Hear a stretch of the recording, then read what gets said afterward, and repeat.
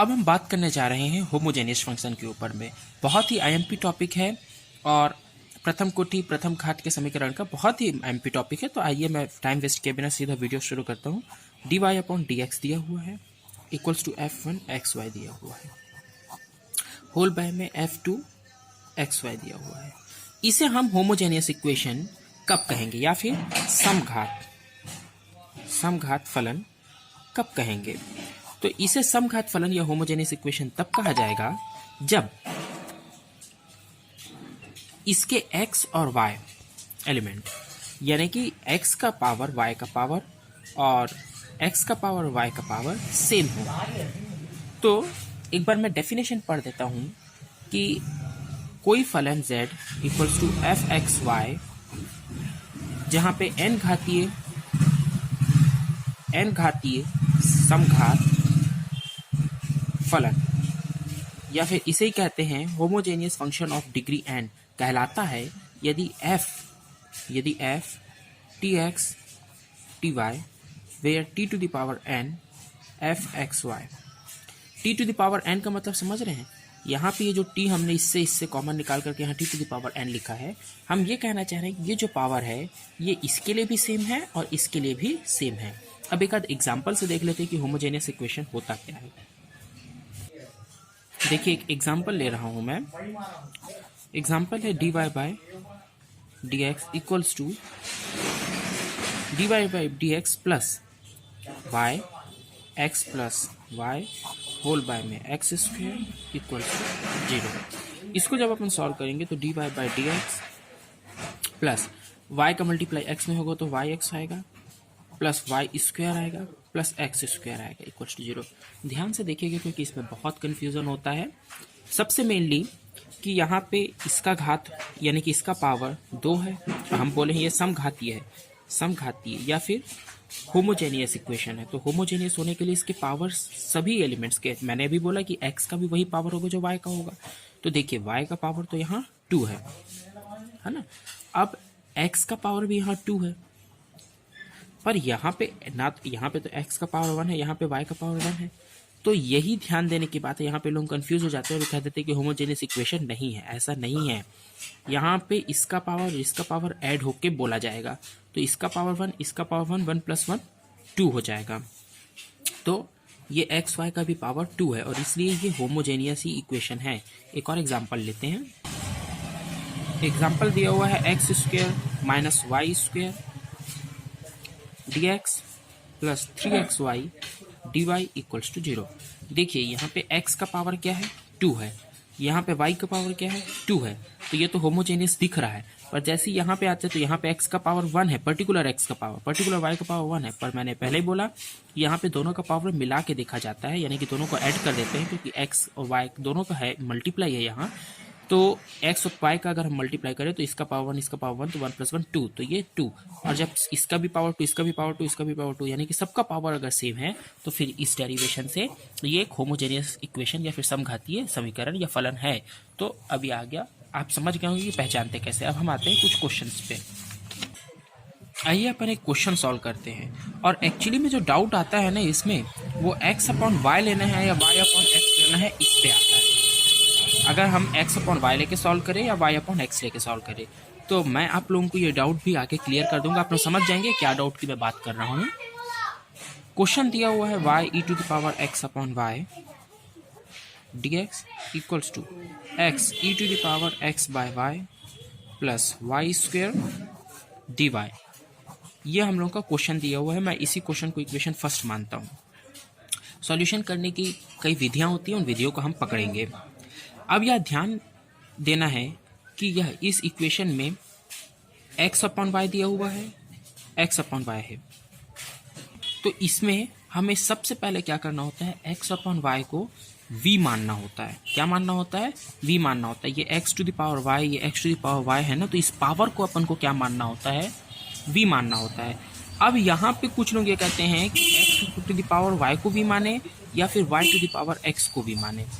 ये भी तो भी हो सकता है और कई जगह ये भी चलता है। तो कहाँ पे ये चलता है और कहाँ पे ये चलता है, ये बहुत बड़ा प्रॉब्लम क्रिएट करता है।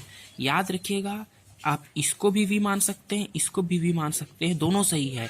कब? जब नॉर्मल क्वेश्चन हो। पर जब हमारे क्वेश्चन एक्सपोनेंशियल के फॉर्म में हो, जैसे यहाँ पे ई टू द पावर कुछ है, या फिर कभी ट्रिग्नोमेट्री के फॉर्म पे हो, तो जो ये दिया होता है, जैसे एक्स ऊपर है वाई नीचे है, तो एक्स ऊपर है वाई नीचे है, इसी को वी मान लेंगे। तो ये एक्सपोनेंशियल के फॉर्म पे ई टू द पावर में दिया हुआ है, तो अभी हमको एक्स अपॉन वाई ही मानना होगा। अब इसको सॉल्व करेंगे तो सबसे पहले हमें करना ये होता है कि दिया हुआ इक्वेशन को ध्यान से पढ़िए।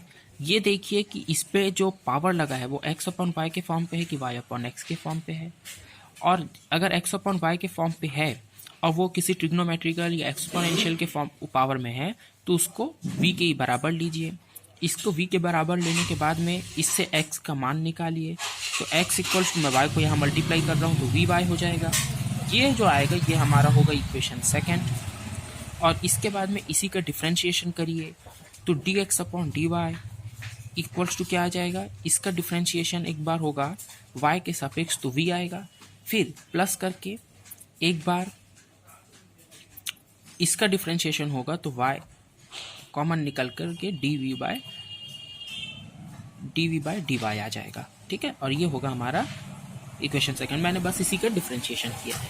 अब इसके बाद में हमारा जो स्टेप वन तो ये होता है स्टेप वन, और सबसे मेन काम यहाँ पे यही होता है कि हम x अपॉन वाई को v माने या y अपॉन x को v माने। ये नेक्स्ट क्वेश्चन में और क्लियर हो जाएगा आप लोगों का। x अपॉन v, यहाँ पे हम क्योंकि एक्सपोनेंशियल के पावर में तो जैसा है वैसे ही को v मान लेंगे। यहाँ से x का मान निकालते हैं और उसको इक्वेशन फर्स्ट मानेंगे। फिर इसके बाद में जो इक्वेशन फर्स्ट है उसको डिफ्रेंशिएट करते हैं तो इक्वेशन सेकेंड मिलेगा अपन को।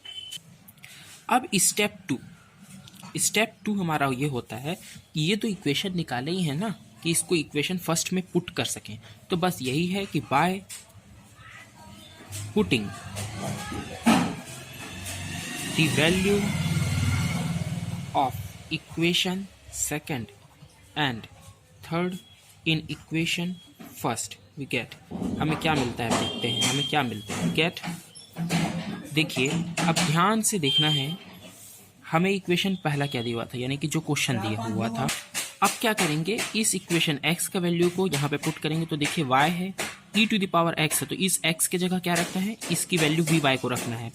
फिर अपॉन में y रखना है, फिर dx, तो इस dx के जगह में यहाँ से ये dx के जगह पे क्या रखना है, इस dx का मान जो यहाँ से निकला है इसको रखना है वहाँ पे। आप ये कह रहे होंगे कि यहाँ पे तो खाली dx है, तो ये जो dy है ना इक्वल के इधर, इसको भी इधर ले आएंगे तो ये dy बन जाएगा ना dx बाय dy। तो dx बाय dy और ये dx बाय dy का वैल्यू को यहाँ पे रखना है। फिर x के जगह में फिर vy रखना है, फिर e to the power x, तो फिर यहाँ x के जगह पे ey रखना है। फिर यहाँ पे y स्क्वायर है और ये dy तो इधर चला गया है। तो ये इक्वेशन हमारा बनेगा। पर ये जो इतना तीन तमाशा किए ये करे क्यों भाई, और क्यों हम ये एक नया मेथड पढ़ रहे हैं, जबकि वेरिएबल सेपरेबल तो हम कर लेते थे ना। तो यही दौर देने की बात है कि वेरिएबल सेपरेबल अब यहाँ अप्लाई नहीं हो रहा है। जिस जगह से हम किसी इक्वेशन पे वेरिएबल सेपरेबल जो हम पढ़ के आए हैं बहुत मेहनत से, इसके पहले एक वीडियो में मैंने पढ़ाया, तो जब हम वेरिएबल सेपरेबल लगाना नहीं पाते हैं, जब इसमें वेरिएबल सेपरेबल आप करके देख लीजिएगा कितना भी, ये x और ये y आ गया है x के सापेक्ष, और ये y x के सापेक्ष तो चलेगा, पर ये फिर x है। तो हम इसमें आप पाएंगे कि किसी भी हाल में हम वेरिएबल सेपरेबल कर ही नहीं पाएंगे।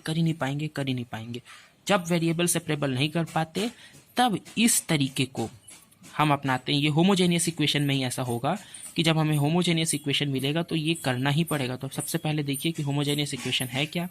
होमोजेनियस इक्वेशन होने के बाद में इसे कोशिश करिए कि इसका जो पावर है उस पावर को v के बराबर लीजिए। v के बराबर लेने के बाद में उससे x का मान निकालिए। x का मान को इक्वेशन फर्स्ट दे दीजिए, उसका एक बार डिफरेंशिएशन करिए। डिफरेंशिएशन करने के बाद में जो मान आएगा उसको इक्वेशन टू दे दीजिए। इक्वेशन फर्स्ट, इक्वेशन सेकंड और इक्वेशन थर्ड को इक्वेशन फर्स्ट यानी कि जो क्वेश्चन था उस पर पुट करिए।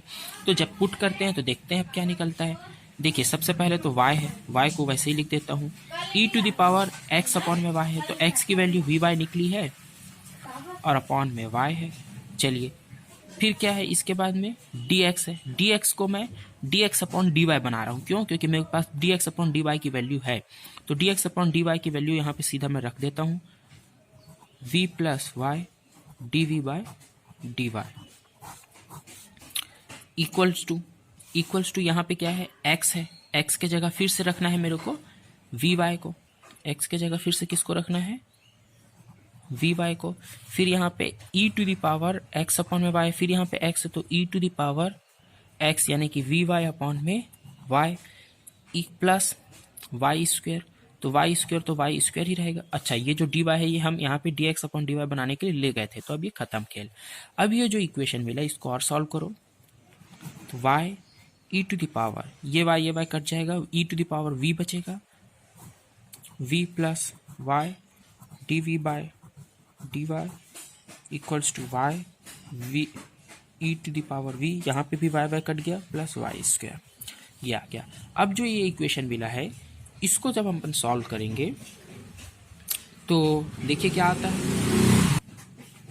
Y e to the power v, ये वी का मल्टीप्लाई इसमें होगा तो वी, और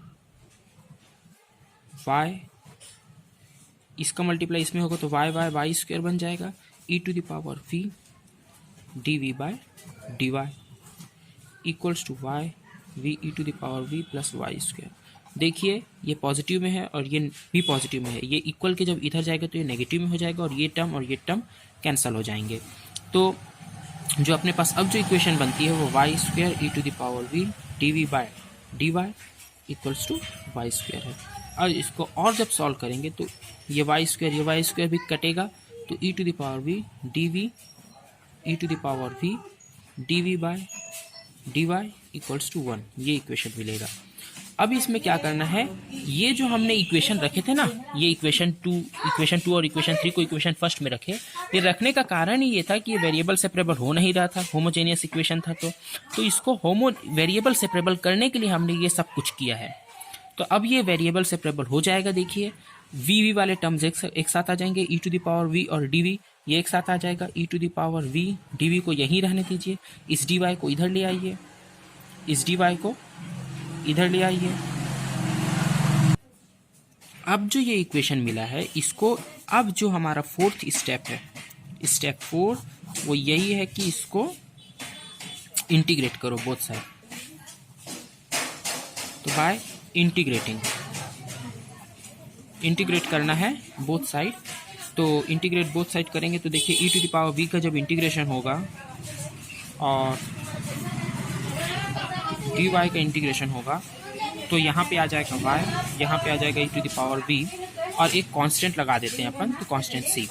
ठीक है, ये आ गया हमारा फोर्थ इक्वेशन। अब देखिए यहाँ पे ही लोग गलती करते हैं कि इसी को आंसर लिख के आ जाते हैं।